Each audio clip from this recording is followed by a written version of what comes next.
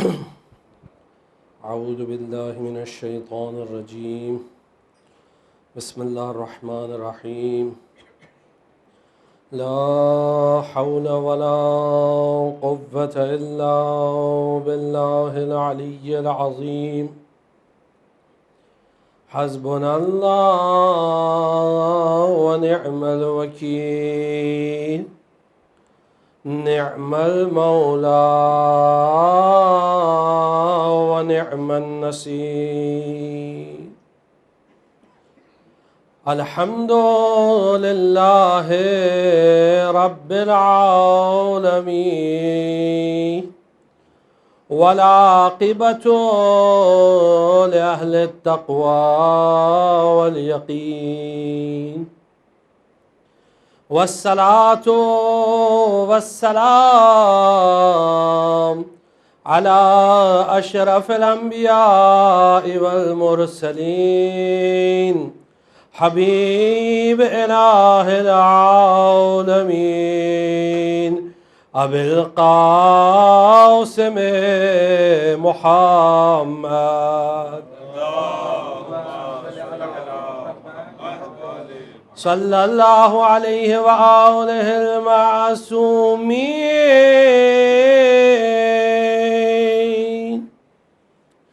الذين أذهب الله عنهم الرجس وطهرهم تطهيرا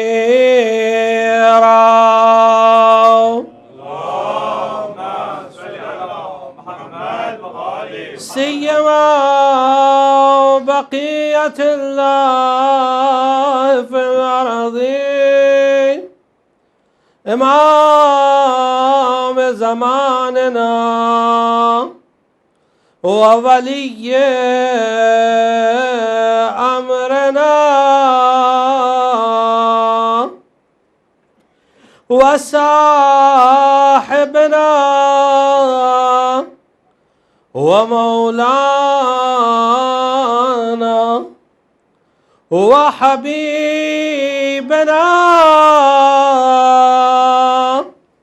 وطبيبنا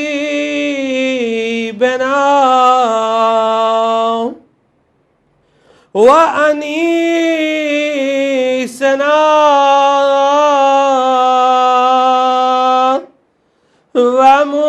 ومونسنا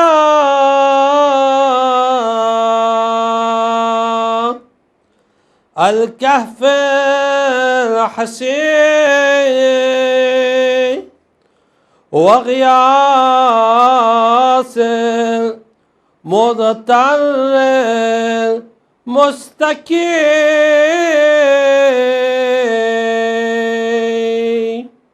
روحي وأرواح العالمين له الفداء أما بعد فقد قال الحسين بن علي عليهما السلام أيها الناس إن الله تعالى جل ذكره ما خلق العباد إلا ليعرفوه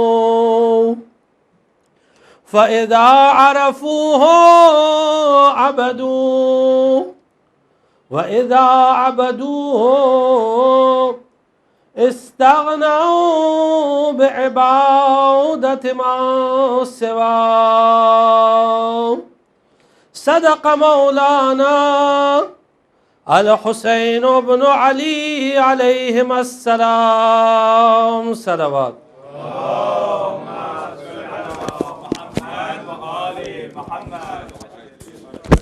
صلوات اللهم صل على محمد وآل محمد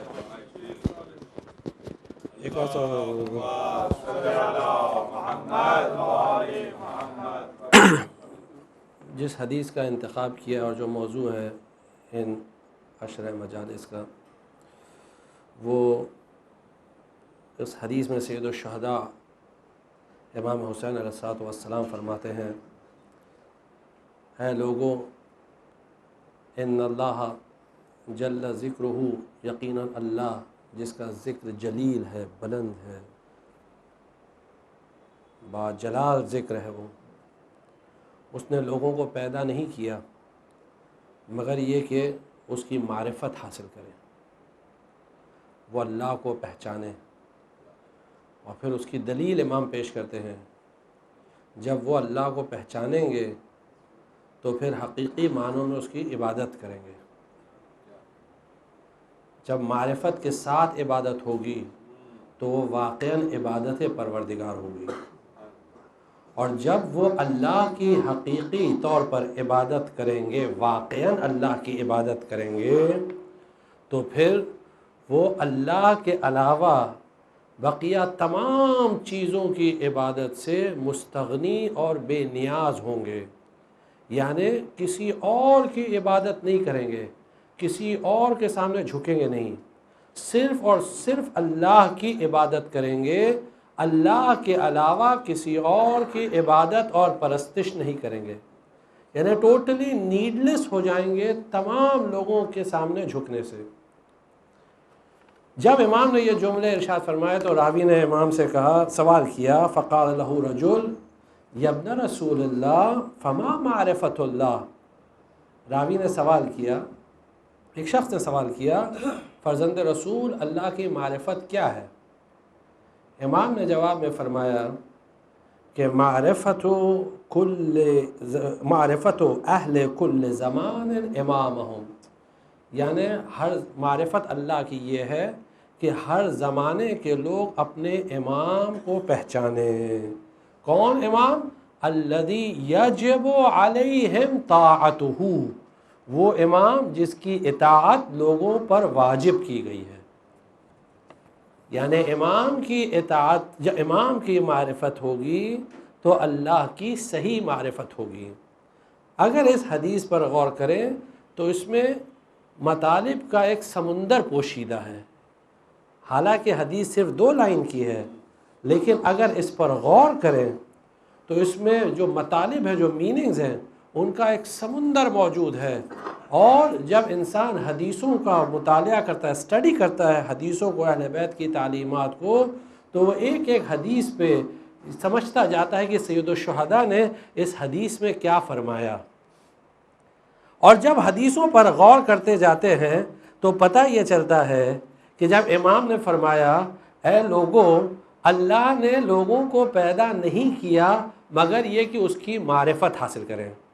اب اللہ تعالیٰ خود قرآن میں سورہ زاریات کی آیت میں فرما رہا ہے، وَمَا خَلَقْتُ الْجِنَّ وَالْإِنسَ إِلَّا لِيَعْبُدُونَ، میں نے انسان اور جنات کو پیدا نہیں کیا مگر یہ کہ وہ میری عبادت کریں۔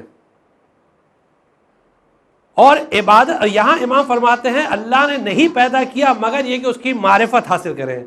تو اب جب دونوں چیزوں کو ملاتے ہیں، آیت کو اور روایت کو، تو پتہ چلتا ہے کہ اللہ نے پیدا کیا انسان کو عبادت کے لیے، لیکن وہ عبادت جو معرفت کے ساتھ عبادت ہو، اور وہ عبادت جو معرفت کے بغیر عبادت ہوتی ہے اس کی اللہ کی نظروں میں کوئی قدر و قیمت نہیں ہوتی ہے۔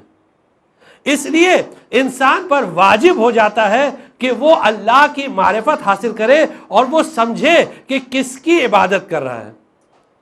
ایک صلوات پڑھ دیجیے، آپ لوگ تھوڑا آگے تشریف لے آئیں تاکہ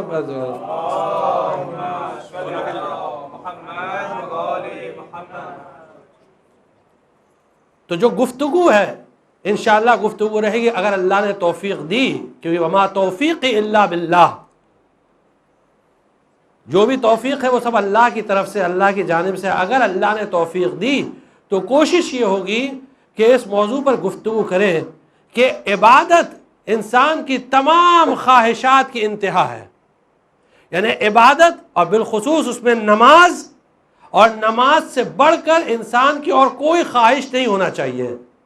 اور یہی وہ چیز ہے کہ جس کے لیے سید الشہداء نے اپنے ہدف کا آغاز کیا تھا۔ جب کربلا کے لیے نکلے تو مقصد کو واضح کیا تھا، اور یہی وہ چیز ہے کہ جس کے لیے تمام انبیاء آئے، اور یہ وہی چیز ہے کہ جس کے لیے تمام ائمہ آئے، یہ وہی چیز ہے کہ جس کے لیے ائمہ نے شہادتیں دیں، یہ وہی چیز ہے جس کے لیے علماء نے قربانیاں دیں، اور وہ ہے نماز۔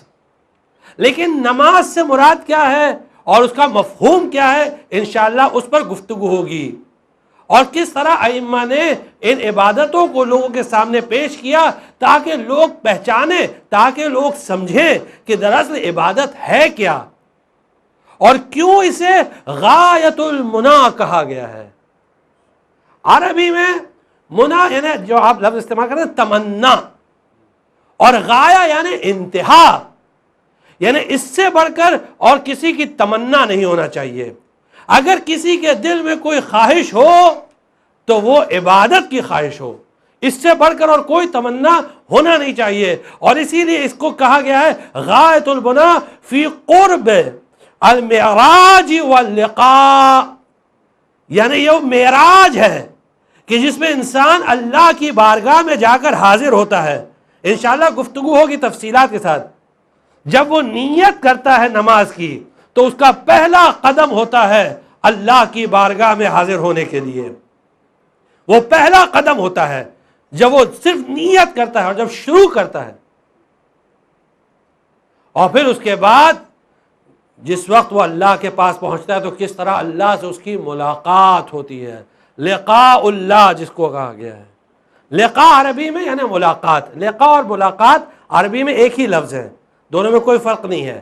لقاء اور ملاقات دونوں کو عربی میں مصدر کہتے ہیں، دونوں مصدر ہیں باب مفعلہ کے، یعنی ملاقات۔ جب عربی میں یہ لفظ استعمال ہوتا ہے اس کا مطلب اس وقت استعمال ہوتا ہے جب دو لوگ اس میں انوالو ہوتے ہیں، جب دو لوگ اس میں ہوتے ہیں تو یہ باب عربی میں استعمال کیا جاتا ہے، یعنی ملاقات بندے کی اللہ سے اور اللہ خود بندے سے ملاقات کر رہا ہے، یعنی ایک طرفہ نہیں ہے، دونوں سائڈ، اللہ ملاقات کر رہا ہے اور بندہ ملاقات کر رہا ہے، دونوں میں ملاقات ہو رہی ہے۔ ملاقات آپ اسی وقت کہتے ہیں نا جب دو لوگ ملتے ہیں، اسے کہتے ہیں ملاقات۔ اب یہاں ملاقات ہو رہی، لیکن اس سے پہلے اس مفہوم کو تھوڑا اور اچھے سے سمجھ لیں کہ اس کا مقصد کیا ہے، مفہوم کیا ہے، تھوڑا کانسیپٹ کو سمجھ لیجئے تاکہ بات اور اچھے سے واضح ہو جائے۔ بات کو خالی ایکسپلین کرنے کے لیے، اور جیسا کہ ہر سال عرض کرتے ہیں کہ صرف بچوں کے لیے اور جوانوں کے لیے، بزرگوں کے لیے نہیں ہے۔ یہ عبادت کا مقصد کیا ہوتا ہے، عبادت کا ایم کیا ہے، انٹینشن کیا ہے؟ دیکھیے اللہ نے جب انسان کو پیدا کیا تو انسان کو اپنی معرفت کے ساتھ پیدا کیا، اپنے آپ کو پہچنوایا، اپنا انٹروڈکشن کرایا۔ جب انسان کو پیدا کیا اللہ نے، ہر انسان کو، چاہے وہ جیسا انسان ہو، بلکہ انسان نہیں، دنیا کی تمام مخلوقات، چاہے وہ شجر ہو، چاہے حجر ہو، چاہے ملک ہو، چاہے فلک ہو، چاہے عرش ہو، چاہے کرسی ہو، جو بھی چیز ہو، ہر چیز کو جب اللہ نے پیدا کیا تو اپنا انٹروڈکشن کرایا۔ لیکن خاص کر انسان کے لیے اللہ ذکر کر رہا ہے قرآن مجید کی آیت میں، حالانکہ بہت ساری آیتیں ہیں لیکن یہاں صرف ایک آیت کا ذکر کرتے ہیں۔ اللہ تعالیٰ کہتا ہے سورہ اعراف کی آیت نمبر 172 ہے، وَإِذْ أَخَذَ رَبُّكَ مِن بَنِي آدَمَ مِن ظُهُورِهِمْ ذُرِّيَّتَهُمْ وَأَشْهَدَهُمْ عَلَىٰ أَنفُسِهِمْ أَلَسْتُ بِرَبِّكُمْ۔ اے پیغمبر آپ اس وقت کو یاد کریے، یعنی پیغمبر اس وقت گواہ تھے، آپ اس وقت کو یاد کریے۔ عربی میں جب از استعمال ہوتا ہے نا، وہ از یعنی یاد کریے اس زمانے کو۔ جب آپ کسی کو کوئی چیز یاد دلاتے ہیں، آپ کو یاد ہے وہ بات، از۔ وَإِذْ أَخَذَ رَبُّكَ، جب آپ کے پروردگار نے لیا عہد و پیمان، من بنی آدم من ظہورہم ذریتہم، جب بنی آدم یعنی تمام انسانوں سے ان کے جب زر کو پشت آدم سے باہر نکالا۔ یہ قرآن کی آیت ہے، کوئی حدیث نہیں کہ آپ اس پہ بحث کریں، اگرچہ حدیث میں بھی بحث نہیں ہونا چاہیے اگر ثابت ہو جائے کہ حدیث صحیح ہے، لیکن بہرحال کچھ لوگ اس پہ بحث کرتے ہیں تو وہ ایک الگ بحث ہے۔ یہ قرآن کی آیت ہے، اگر قرآن پر یقین ہے تو یہ آیت کا جا کے آپ اس کو آیت کو اسٹڈی کر لیجئے، آیت نمبر 172 ہے سورہ اعراف کی۔ وَإِذْ أَخَذَ رَبُّكَ مِنْ بَنِي آدَمَ مِنْ ظُهُورِهِمْ ذُرِّيَّتَهُمْ وَأَشْهَدَهُمْ عَلَىٰ أَنفُسِهِمْ، اور خود انہی کے خلاف، ان کے اگینسٹ اللہ نے ان سے وٹنس لیا. دیکھیے قرآن کی آیت پر غور کریے گا، ان کے خلاف، انسانوں کے خلاف انسانوں سے گواہی لی گئی. اور خلاف اس لیے کیونکہ اللہ کو معلوم تھا کہ یہ انسان کی طبیعت ایسی ہے کہ بعد میں ہر چیز سے منہ کر جاتا ہے. ہمیں نہیں معلوم تھا، ہمیں معلوم نہیں تھا غدیر میں کیا ہوا. یہ انسان کی طبیعت ہے، یہ سیکنڈ نیچر ہے کہ جو چیز اپنے مفاد کے مطابق نہیں ہوتی ہے، اپنے بینیفٹ کے حساب سے نہیں ہوتی ہے، اس کے بارے میں فوراً کہتا ہے ہمیں یاد نہیں ہے. اس لیے اللہ کہہ رہا ہے علی انفسہم، ان کے خلاف، علی انفسہم. اور سوال کیا تھا؟ الست بربکم، کیا میں تمہارا خدا نہیں ہوں، تمہارا پروردگار نہیں ہوں؟ Am I not your Lord؟ قالوا بلا، سب نے ایک آواز میں کہا ہاں. سب نے کہا، چاہے وہ جس مذہب کا ہو، چاہے جس دھرم کا ہو، چاہے جس سے اس کا کوئی اس سے مطلب نہیں ہے، ہر ایک نے کہا قالوا بلا. چاہے جس ریجن کا ہو، چاہے جس ملک کا ہو، ہر ایک نے اللہ کے ربوبیت کی گواہی دی. اور پھر اس کے بعد روایت میں ملتا ہے رسول اللہ کی رسالت کی گواہی دی. اللہ نے سوال کیا الیس محمد رسول اللہ یا رسولی؟ ایک صلوات پڑھ دیجیے بہت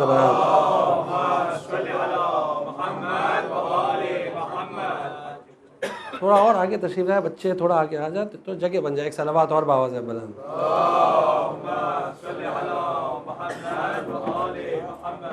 الیس محمد رسول اللہ؟ قالوا بلا. الیس علی ولی اللہ؟ کیا علی اللہ کے ولی نہیں ہیں؟ سب عالم زر میں گواہی لے لی گئی. ہاں، ساری گواہیاں عالم زر میں دے دی گئی اور سب نے کہا ہاں ہاں ہاں. کسی نے انکار نہیں کیا اس وقت. وہ تو یہاں آنے کے بعد سب انکار کرتے ہیں، لیکن وہاں سب نے کہا ہاں. اب وہاں پتہ نہیں جو مسئلہ ہو، لیکن سب نے کہا ہاں. اور یہ روایات ہیں، اور کیونکہ اب یہ موضوع نکلا ہے اس لیے آپ کے لیے اس کی وضاحت کر دیتے ہیں، تاکہ اگر کسی کو اس کے بارے میں کوئی سوال پوچھنا ہے، اگر کسی کے ذہن میں کوئی ڈاؤٹ ہے تو وہ یہ سمجھ لے کہ لوگ کہتے ہیں پتہ نہیں حدیث یہ کہاں ہے کیا نہیں ہے، تو اس کا ریفرنس دیتے ہیں، آپ آرام سے پڑھ لیجئے گا. جس کو پڑھنا ہے، جس کو عربی آتی ہے، اس لیے کہہ رہے ہیں، آپ کی خدمت میں عرض کر رہے ہیں کیونکہ اچھے پڑھے لکھے لوگوں نے اسی سال ابھی اس سال سوال کیا 2-3 مہینہ پہلے کہ ہم نے تو ایسی حدیثیں نہیں سنی. تو ہم نے کہا نہیں سنی نہیں، پڑھیے جا کر کتابوں کا مطالعہ کریے، سنیے مت. تو آپ اس کو ریفرنس جس کو چاہیے وہ لکھ لیے. بہار و انوار میں والیوم 5 میں، بہار و انوار والیوم 5 اور چیپٹر 10 ہے، اور پیج نمبر 226 سے ڈسکشن شروع ہوتا ہے. اور علامہ مجلسی اس چیپٹر میں 68 حدیثیں لے کر آئے ہیں، 68 حدیثیں. اور ٹوٹل بہار و انوار میں تقریباً اس موضوع پر 200 حدیثیں ہیں. اور علماء نے اس پر کام کیا ہے، روایات جمع کی ہیں. یہ 200 حدیثوں کو جمع کیا ہے اور باقاعدہ اماموں کے نام کے آرڈر میں جمع کیا ہے، راویوں کے نام کے آرڈر میں جمع کیا ہے، اور باقاعدہ بتایا کون سے امام نے کیسے کس طرح نقل کیا ہے. روایات ہے 200 حدیثیں، 200 حدیثیں. اور مزے کی بات یہ ہے کہ کام سب انجام دیتے ہیں، لیکن جب ایسا موضوع آتا بولتے ہم کو نہیں معلوم. مثال کے طور پر حج پر جاتے ہیں، اکثر لوگ جو حج پر جاتے ہیں وہ واقف ہیں کہ حج پر جب جاتے ہیں تو تمام مسلمان انہیں بلا تفرقہ، چاہے شیعہ ہو چاہے غیر شیعہ ہو کوئی بھی ہو، وہ جب حجر اسود سے جب وہ اپنا پہلا شوط شروع کرتا ہے، جب شروع کرتا ہے تو کیا کرتا ہے؟ آپ حج پر گئے ہوں گے، جب فرسٹ راؤنڈ جس کو شوط کہتے ہیں طواف شروع کرتا ہے نا، تو پہلا شوط حجر اسود کی طرف دیکھتا ہے، یوں ہاتھ کرتا ہے نا حجر اسود کی طرف، اور کیا کہتا ہے؟ Hello hi how are you. یہ کہتا ہے نہیں، کیا کہتا ہے؟ دعا پڑھتا ہے، میں نے جو تجھ سے عہد کیا تھا آج اسے پورا کر رہا ہوں. اب اس مسلمان سے پوچھئے بھیا کہاں کیا تھا عہد؟ کیا تھا کہاں کیا تھا؟ تمہیں یاد ہے کہاں کیا تھا عہد؟ لیکن مسلمان کہا نہیں بس یہ دعا میں ملتا ہے. تو معلوم ہے کہ دعا بھی پڑھے تو معرفت کے ساتھ پڑھے، یعنی منتر نہیں ہونا چاہیے، دعا ہونا چاہیے. منتر اور دعا میں فرق ہوتا ہے. منتر یہ ہوتا ہے کہ آپ کسی کو بتا دیں اس کو 1000 مرتبہ پڑھو یہ ہو جائے گا، وہ ہوتا ہے منتر. اور دعا وہ ہوتی ہے جس کو آدمی معرفت کے ساتھ پڑھتا ہے، ایک ایک مطلب ایک ایک لفظ کو سمجھتا ہے، جس سے انسان اللہ سے قریب ہوتا ہے. تو اہل بیت نے جو تعلیمات دی وہ منتر کی نہیں دی، دعاؤں کی دی. تو جب آپ دیکھتے ہیں حجر اسود کو کہتے ہیں میں نے تجھ سے جو عہد و پیمان لیا تھا وہ عہد آج پورا کر رہا ہوں، اس عہد کو آج پورا کر رہا ہوں. تو اس طرح علامہ مجلسی نے 200 روایات، 200 حدیثیں، 200 ٹریڈیشنز جمع کیے ہیں. اور ہر ایک حدیث سے پہلے علامہ مجلسی اس کا ریفرنس دیتے ہیں کہ یہ حدیث فلاں کتاب میں موجود ہے، اور پھر اس کی پوری سند آتی ہے، یعنی چین آف نریٹرز. یہ بات اس لیے خدمت میں عرض کریں تاکہ بچوں کو سمجھ میں آئے کہ حدیثوں کا سسٹم کیا ہوتا ہے. ایسا نہیں تھا کہ علامہ مجلسی خواب میں کوئی چیز دیکھتے تھے دوسرے دن اس کو لکھتے تھے، یا ان پر کوئی وحی نازل ہوتی تھی تب لکھتے تھے. نہیں، جو کتابیں ہوتی تھی اس کا ریفرنس دیتے تھے. اور اسی لیے کیونکہ بات نکلی ہے تو اس لیے ہم لوگ علامہ مجلسی کا ہم لوگوں کے سر پر احسان ہے، یعنی ہر شیعہ کے سر پر علامہ مجلسی کا احسان ہے، چاہے وہ مانے یا نہ مانے وہ ایک الگ چیز ہے. لیکن آج علماء کے پاس جو روایات ہیں، کتابیں ہیں، یہ سب علامہ مجلسی جیسے علماء کی دین ہے، ان کی محنتوں کا نتیجہ ہے. اب کیونکہ بات نکلی ہے اس لیے بات سے بات نکل رہی ہے، کیونکہ احسان ہے اس لیے احسان کو چکا تو نہیں پائیں گے لیکن تھوڑا سا چکا رہے. کیونکہ روایت میں ملتا ہے کہ شاگرد یعنی ٹیچر کا حق اسٹوڈنٹ پر یہ ہے کہ اگر اس کے سامنے کوئی اس کے ٹیچر کی برائی کرے تو وہ فوراً آبجیکٹ کرے، اور وہ یہ برداشت نہ کرے کہ اس کے سامنے اس کے ٹیچر کی برائی کی جائے. یہ رائٹ ہے ٹیچر کا اسٹوڈنٹ پر. ایسا نہیں کوئی ٹیچر کی برائی کرے وہ چپ چاپ سن رہا ہے کوئی بات نہیں، یہ غلط ہے. یعنی اگر اس نے دفاع نہیں کی اپنے ٹیچر کی تو اس نے خیانت کی حق میں. تو ایک اعتبار سے علامہ مجلسی کہ جب ہم لوگ کتابیں پڑھتے ہیں تو وہ ہو گئے ہمارے ٹیچر، حالانکہ ہم اس لائق نہیں ہیں. تو علامہ مجلسی بہت بڑے، ہم ان کے پیر کی دھول بھی نہیں ہے. تو جب کوئی یہ کہتا ہے کہ علامہ مجلسی نے کہا ہے کہ میں نے بہار الانوار میں کنکڑیاں بھی جمع کر لی اور موتی بھی جمع کر لیے، یہ جھوٹ ہے. یہ جھوٹ ہے، جو بول رہا ہے وہ جھوٹا ہے. علامہ مجلسی نے کہیں نہیں کہا بہار الانوار میں. جو بول رہا ہے وہ جہالت کی بنا پر بول رہا ہے. اس نے بہار الانوار دیکھی نہیں ہے، وہ جانتا نہیں ہے. ہو سکتا ہے دور سے دیکھا ہو کہ یہ بہار الانوار ہے لیکن وہ نہیں جانتا ہے. اور یہ ہم علمی بات کر رہے ہیں، کوئی یعنی وہ نہیں ہے. دیکھیے اگر آپ کہتے ہیں، یعنی ہمیں بہت خوشی ہوئی، تقریباً 2-3 سال پہلے ہم نے یہ بات یہاں پڑھی تھی اور یہاں ایک صاحب تھے، ہمیں بڑی خوشی ہوئی. انہوں نے ہم سے کہا کہ نہیں میں نے خود بہار الانوار میں پڑھا ہے کہ علامہ مجلسی نے ایسا کہا ہے. بڑا اچھا لگا ہمیں. ہم نے کہا اگر آپ نے پڑھا ہے، یہاں ایک صاحب آتے تھے، یعنی آج نہیں ہے، آتے تھے یہاں انشاءاللہ آئیں گے ضرور، آج نہیں ہے. انہوں نے کہا کہ میں نے خود بہار الانوار میں پڑھا ہے. ہم نے کہا اگر آپ نے پڑھا ہے تو آپ لائیے بتائیے، ہم خود جا کے ممبر پہ سے معافی مانگیں گے کہ بھائی مجھ سے غلطی ہو گئی. نہیں واقعی اس میں کوئی شرم کی بات نہیں ہے، علمی بحث ہے. علماء کا طریقہ، ہم عالم نہیں ہے لیکن طریقہ علماء کا یہ بڑے بڑے مراجع کا کہ اگر ان سے علمی کوئی غلطی ہوتی تو وہ اپنے ممبر پہ جا کر اور کہتے ہیں کہ یہ مجھ سے غلطی ہو گئی، اشتباہ ہو گئی ہے، اور دراصل حقیقت یہ ہے. اس میں کوئی شرم کی بات نہیں ہے، اس میں کوئی انا کی بات نہیں، کوئی دکان تھوڑی کھول رکھی ہے. انہوں نے کہا میں نے خود، آپ نے کہا لائیے. تو انہوں نے اردو ترجمہ بہار الانوار کا وہ لے کر آئے، اردو ترجمہ، اور اردو ترجمے کا مقدمہ پریفیس جو کسی اور نے لکھا ہے. آپ نے غور کیا؟ اردو ٹرانسلیشن اور اس کا پریفیس جو کسی اور نے لکھا ہے، اور جس نے پریفیس لکھا ہے اس نے لکھا ہے کہ علامہ مجلسی نے ایسا کہا ہے.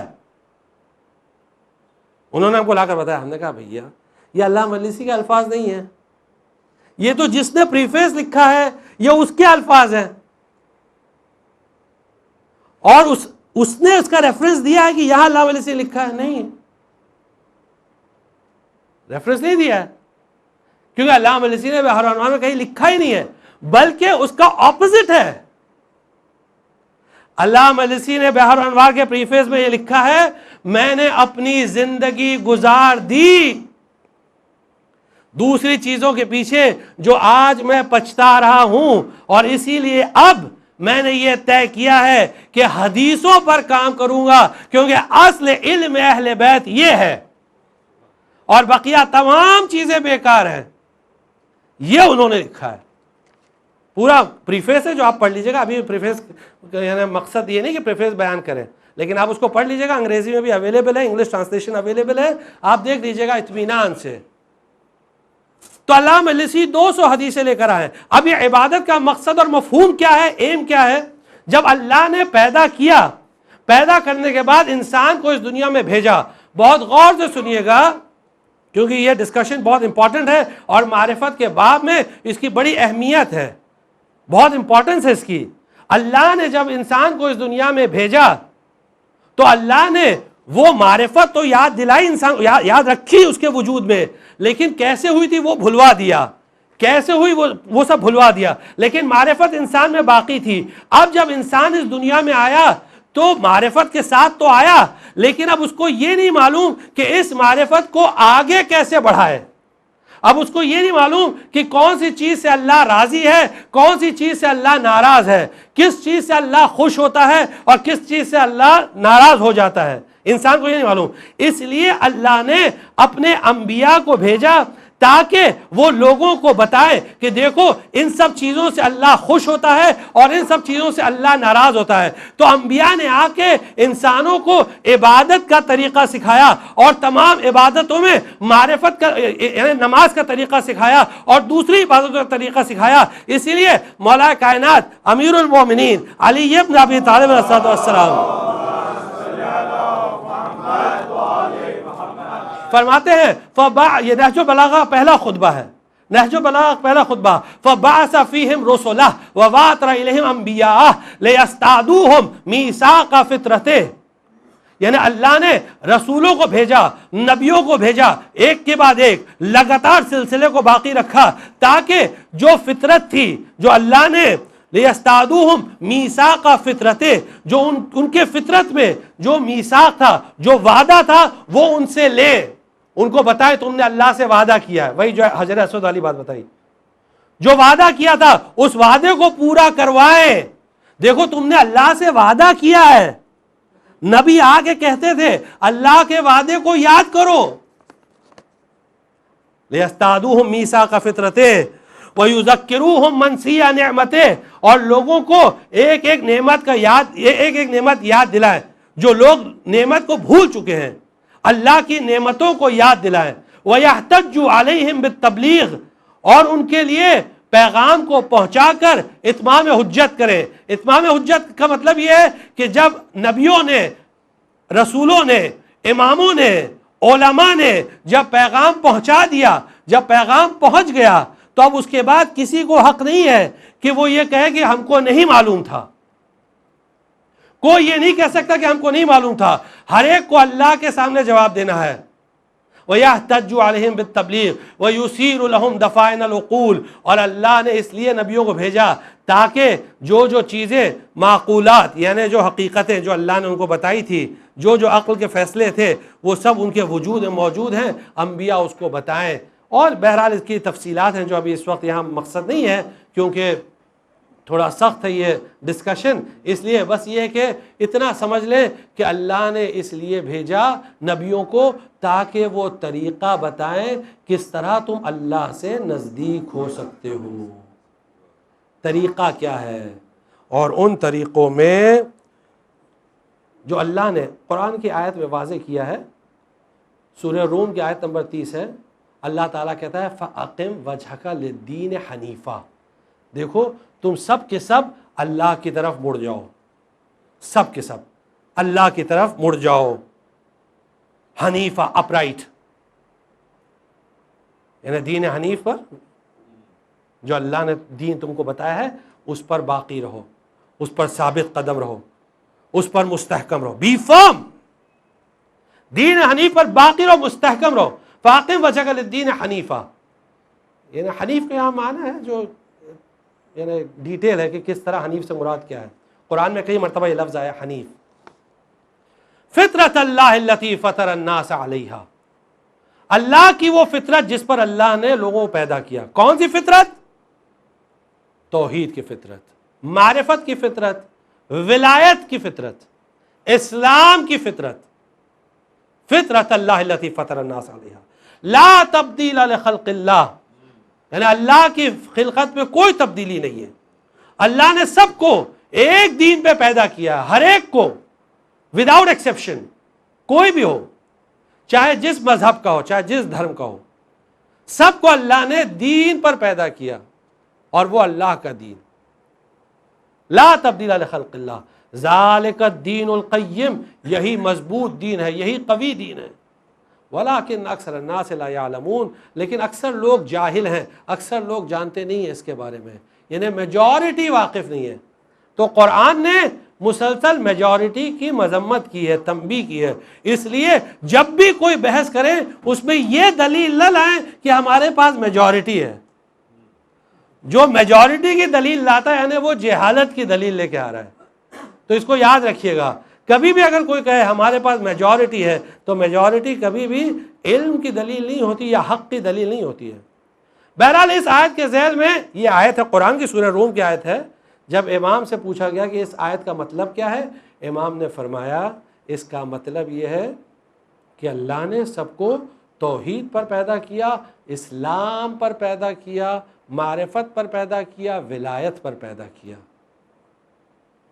اب آئیے ایک قدم اور آگے بڑھتے ہیں کہ جب اللہ نے اسلام پر پیدا کیا تو اسلام کہتے کسے؟ جب ہم کہتے ہیں اسلام، مثال کے طور پر آپ نے کسی سے کہا کہ بھائی مسلمان ہو جاؤ، آپ کسی سے کہتے ہیں اسلام لے آؤ، تو اس اسلام سے مراد کیا ہے، مقصد کیا ہے جب آپ کہتے ہیں اسلام لے آؤ؟ جب آپ کہتے ہیں مقصد یہ ہے کہ یعنی جو اسلام کے اصول دین ہیں اس کے پابند ہو جاؤ، اور جو فروع دین ہے اس پر عمل کرو. جو اصول دین ہے اس کو یعنی ان عقیدوں کو مانو، اور جو فروع دین ہے اس پہ عمل کرو. یہ ہے اسلام. اب آئیے دیکھتے ہیں کہ اسلام میں یعنی اسلام سے مراد یہاں روایت میں امام نے کس طرح اس کو سمجھایا ہے. یہ حدیث جو آپ کی خدمت میں عرض کرنے جا رہے ہیں یہ زرارہ ابن اعین سے نقل کی گئی ہے. زرارہ، یہ بات معلوم ہونا چاہیے تاکہ ایک طرح کی ہمت افزائی بھی ہو سب کے لیے.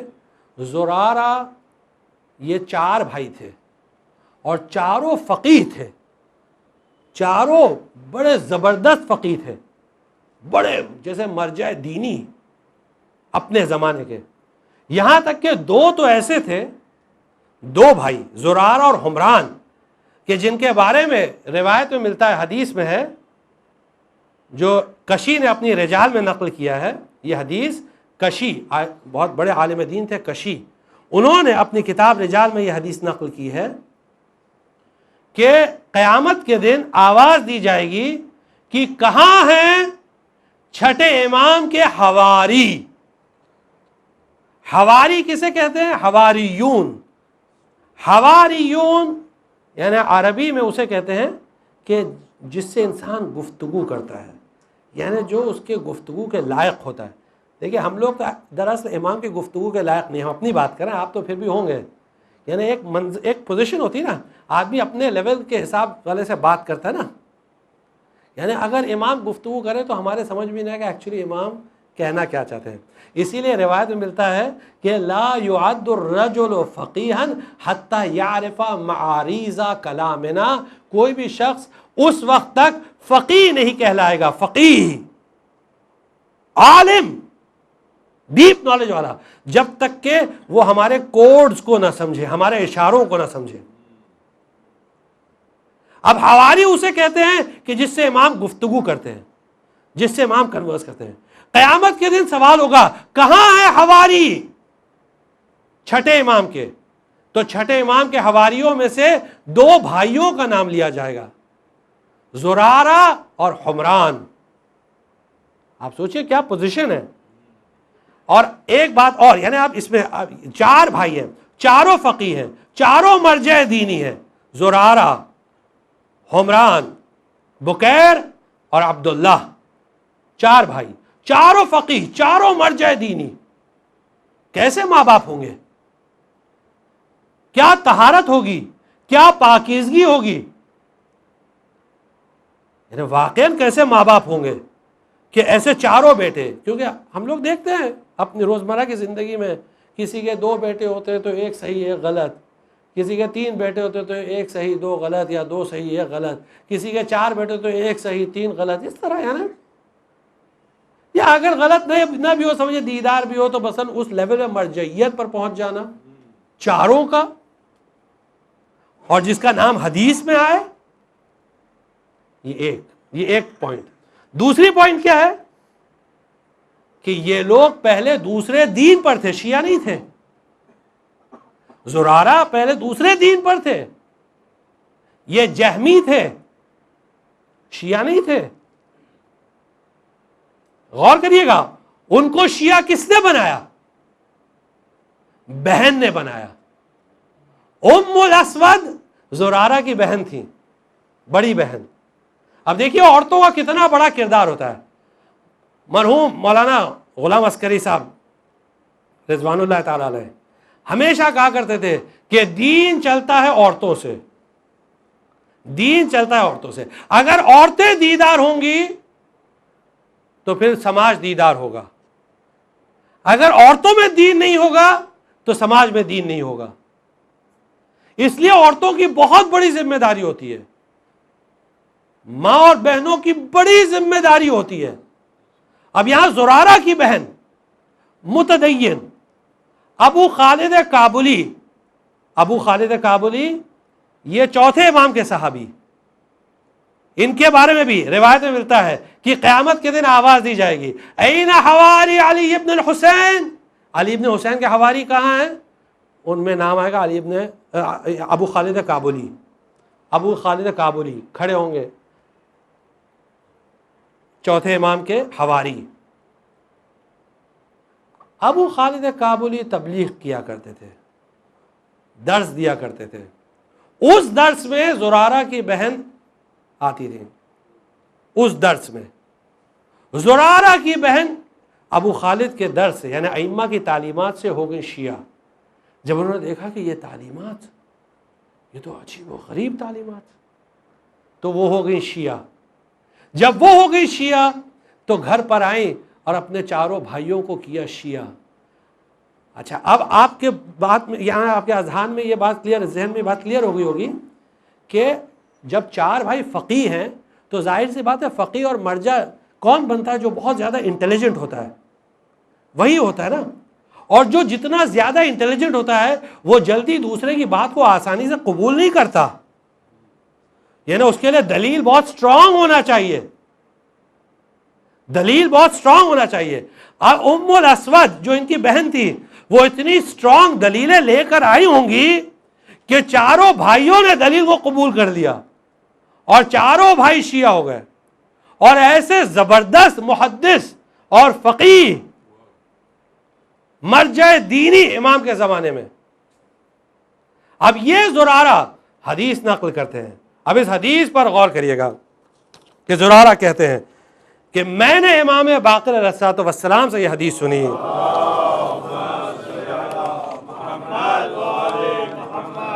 شب جمعہ ہے، آواز صلوات با آواز بلند پڑھا.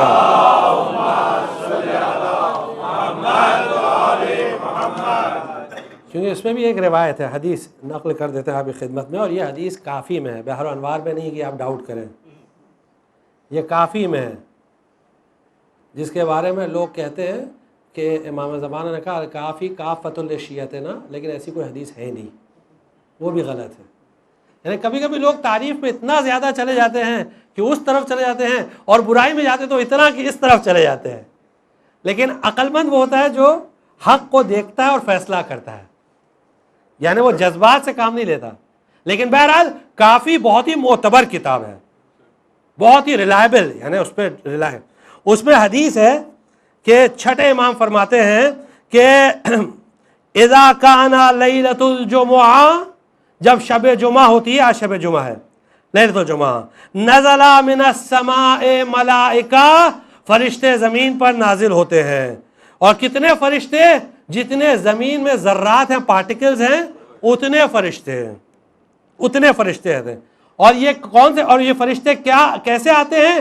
کہ ان کے ہاتھ میں سونے کے قلم ہوتے ہیں اور چاندی کے پیپر ہوتے ہیں، سونے کے قلم اور چاندی کے پیپر، اور یہ کچھ نہیں لکھتے ہیں۔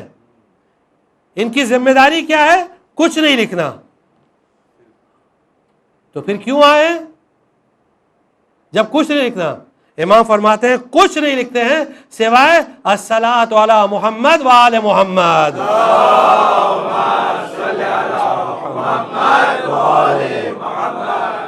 بس صرف ان کا یہی کام ہے۔ جو صلوات بھیجتا رہے اس کے نام اعمال میں لکھتے جائیں گے۔ کب تک؟ جب تک سنیچر کی صبح نہ آ جائے، اس وقت یہ کہ امام فرماتے جب ایسا ہے فاکثر منہا،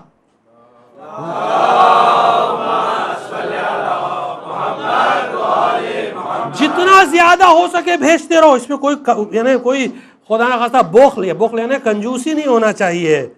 ان من السنت، کیونکہ یہ سنت ہے، ان تصلی علی محمد و اہل بیتہ فی کل یوم جمعہ، یعنی جمعہ کا دن جب آئے، یعنی کل کا دن، تو سنت رسول یہ ہے کہ صلوات بر محمد و آل محمد بھیجو۔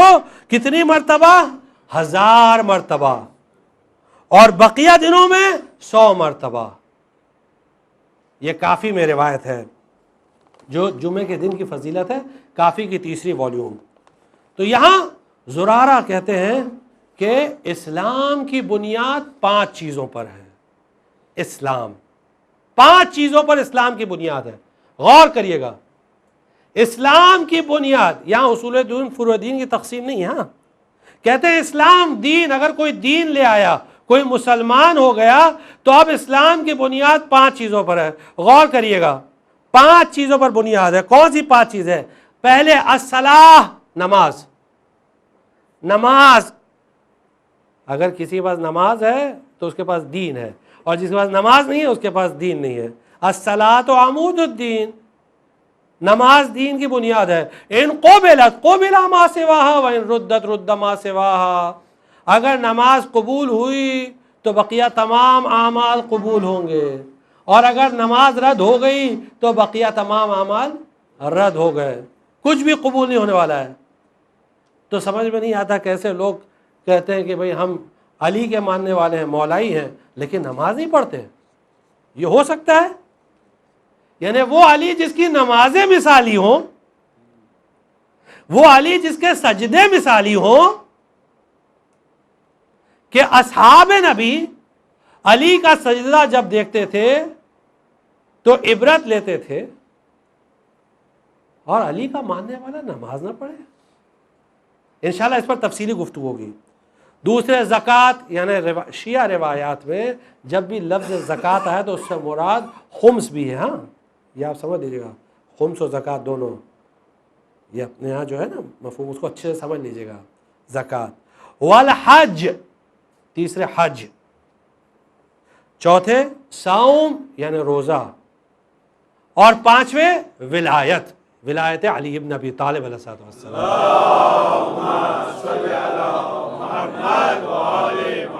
یہ 5 چیزیں بتا دی، یہ اسلام ہے۔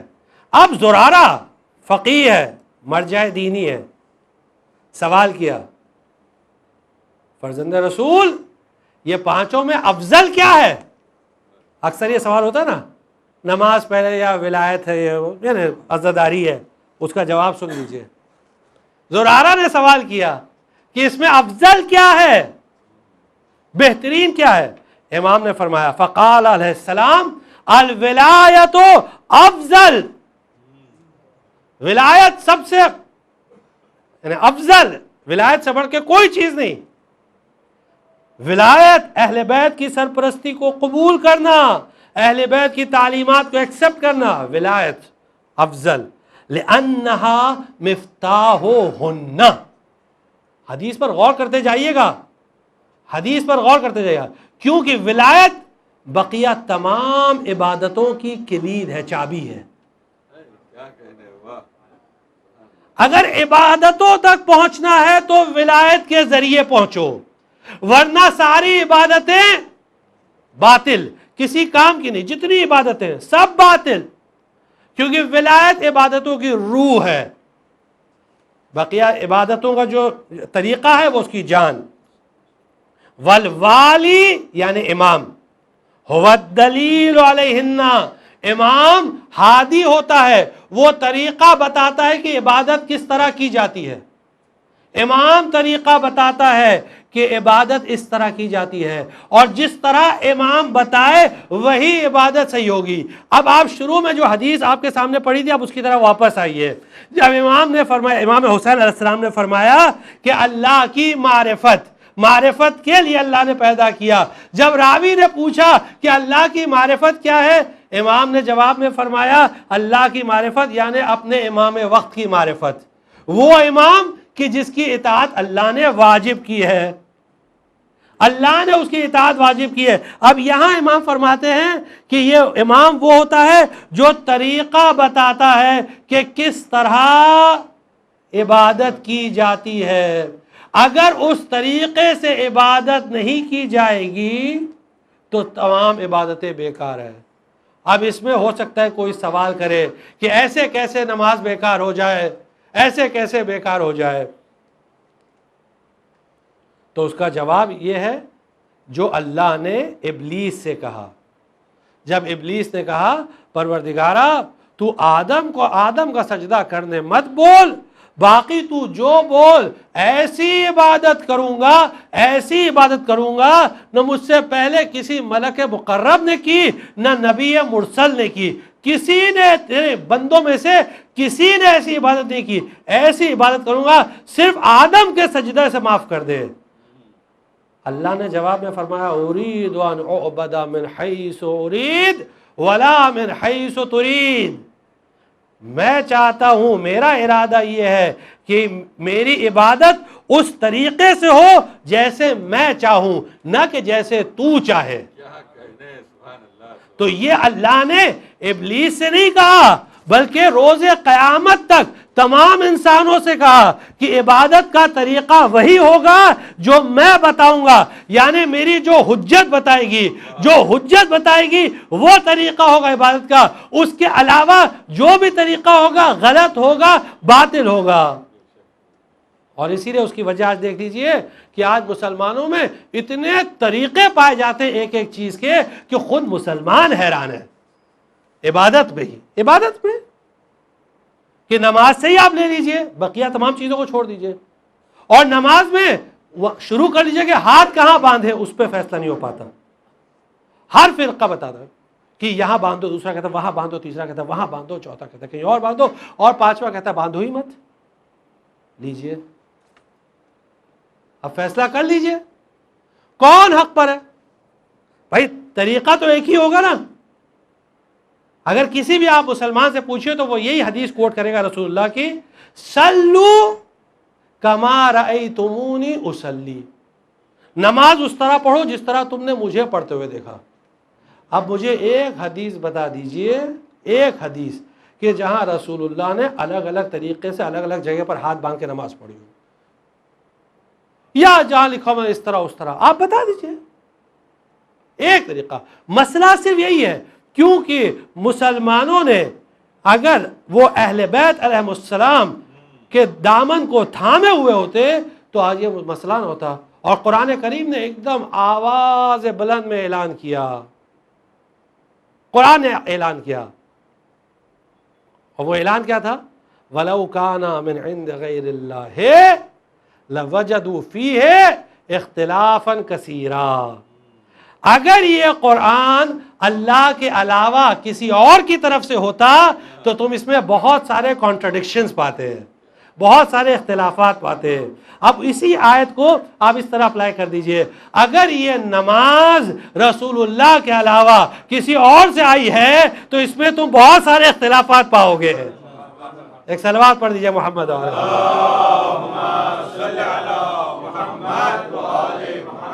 آج مسئلہ عالم اسلام میں یہی ہے، اس کے علاوہ کچھ نہیں۔ اختلافات بڑھتے چلے گئے۔ کیوں؟ رسول اللہ کے بعد جو بھی سلسلہ چلا، آپ تاریخ پڑھ لیجئے، تاریخ پڑھتے جائیے، دیکھیے کیا ہوا، یہاں تک کہ جب مولا کائنات کا دور آیا تو جو اسلام لوگوں کے ہاتھ میں تھا وہ اصل اسلام تھا ہی نہیں۔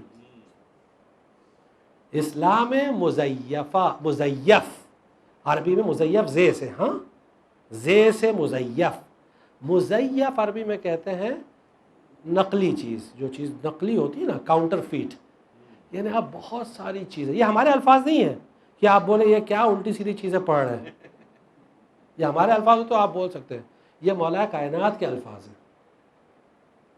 مولا کائنات جب اپنی مظلومیت کا ذکر کرتے ہیں تو اس مظلومیت میں کہتے ہیں کہ آج اگر علی ابن ابی طالب کہے کہ اس طریقے سے اس عمل کو انجام دو تو یہ امت چلانے لگے گی کہ ہائے ہائے دیکھو فلاں کی سنت تبدیل کی جا رہی ہے۔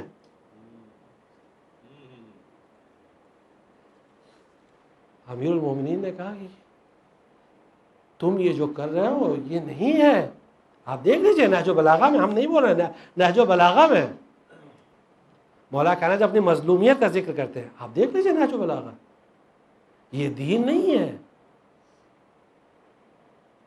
لیکن بہرحال، اور پھر اس کے بعد حالات اتنے بگڑے کہ جب یزید آیا تو اس نے دین کو ایسا پلٹ دیا، ایسا منقلب کر دیا کہ اب بس ڈر یہ تھا کہ اسلام پوری طرح نیست و نابود ہو جائے۔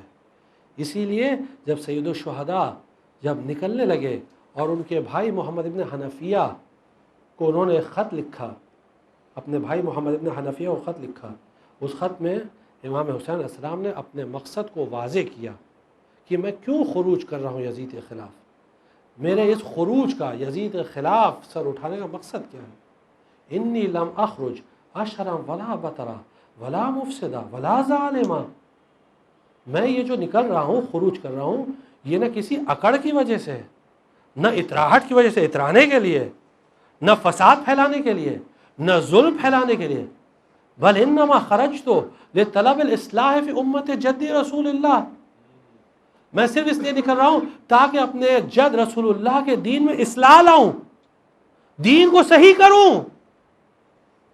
اريد ان آمر بالمعروف وانہی عن المنکر واسیر بسیرت ابی علی ابن ابی طالب علیہ السلام، میں اس لیے نکل رہا ہوں تاکہ میں امر بالمعروف کروں، نہی عن المنکر کروں، اور اپنے پدر بزرگوار علی ابن ابی طالب علیہ السلام کی سیرت پر چلوں۔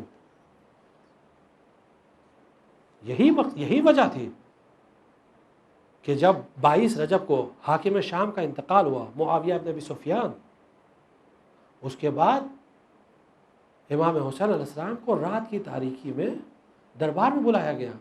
جب دن ڈوب چکا تھا، خبر پہنچی، جب قاصد شام سے پیغام لے کر آیا ولید کے لیے کہ حسین سے بیعت لے لو، اور اگر قبول نہ کریں تو انہیں قتل کر دو۔ ولید نے امام حسین علیہ السلام کو بلوایا، لیکن حسین کا طریقہ یہ تھا کہ جب بھی کوئی ایسا بڑا قدم اٹھاتے تھے تو اپنی بہن زینب سے ضرور مشورہ کرتے تھے۔ کہا بہن زینب مجھے دربار میں بلایا گیا ہے۔ کہا بھیا رات کو کون سا دربار آراستہ ہوتا ہے، رات کو تو کوئی دربار آراستہ نہیں ہوتا۔ کہا زینب میں جانتا ہوں، لیکن حقیقت امر یہ ہے کہ حاکم شام کا انتقال ہو گیا ہے، اور اب مجھے اس لیے بلایا جا رہا ہے تاکہ میں اس کے بیٹے یزید ابن معاویہ کے ہاتھوں پر بیعت کروں، لیکن زینب تم تو جانتی ہو کہ میں یہ کام ہرگز نہیں کر سکتا۔ زینب نے کہا بھیا جب آپ جا ہی رہے ہیں تو میں آپ کو اکیلے نہیں جانے دوں گی۔ بس ایک مرتبہ زینب مڑی، کہا بھیا عباس، بیٹا علی اکبر، جاؤ آقا دربار میں جا رہے ہیں، تم لوگ ساتھ میں جاؤ۔ ابو الفضل عباس نے بنی ہاشم کے 30 شیروں کو ساتھ لیا، حسین کو حلقے میں لیا اور دارالعمارہ کی طرف بڑھے۔ اب جیسے ہی پہنچے دارالعمارہ، حسین دارالعمارہ کے دروازے پر رک گئے اور کہنے لگے کہ تم لوگ یہیں رکو، میں اکیلے اندر تنہا جاؤں گا، کیونکہ اسے مصلحت نہیں کہ تم لوگ اندر آؤ۔ لیکن اگر میری آواز بلند ہو تو تم لوگ پھر اندر چلے آنا۔ اب حسین آئے، اب جیسے ہی آ کر بیٹھے تو ایک مرتبہ ولید نے خبر سنائی کہ حاکم شام کا انتقال ہوا۔ اسلامی سنت کے مطابق حسین نے آئے استرجاع کی تلاوت کی، انا للہ و انا الیہ راجعون، حسین نے تلاوت کی۔ اب اس کے بعد ولید نے کہا کہ اب جو حاکم شام یزید ابن معاویہ نے یہ حکم دیا ہے کہ آپ اس کے ہاتھوں پر بیعت کر لیں، یعنی میرے ہاتھوں پر بیعت کر لیں، یعنی یزید کے ہاتھوں پر بیعت ہو گئی، میرے ہاتھوں پر بیعت کر لیں۔ امام نے کہا کہ یہ بیعت کا مسئلہ بڑا سنگین مسئلہ ہوتا ہے، یہ ایسے رات کی تاریکی میں تنہائی میں نہیں ہوتا، کل مسلمانوں کو بلاؤ، وہاں فیصلہ ہوگا کہ دن میں کہ کون بیعت کے لائق ہے، کس کی بیعت کی جائے اور کون بیعت کرے گا۔ اور یہ کہہ کر جب حسین اٹھنے لگے تو ولید نے کہا نہیں، یزید کا اصرار ہے کہ آپ ابھی اس وقت بیعت کریں، آپ اپنا فیصلہ ابھی سنائیں۔ حسین نے کہا کہ نہیں، اگر تم میرا فیصلہ سننا چاہتے ہو تو یہ میرا پیغام پہنچا دو کہ مثلی لا یبایع مثلہ، مجھ جیسا شخص یزید جیسے شخص کی کبھی بیعت نہیں کر سکتا، مجھ جیسا شخص یزید جیسے شخص کی کبھی بیعت نہیں کر سکتا۔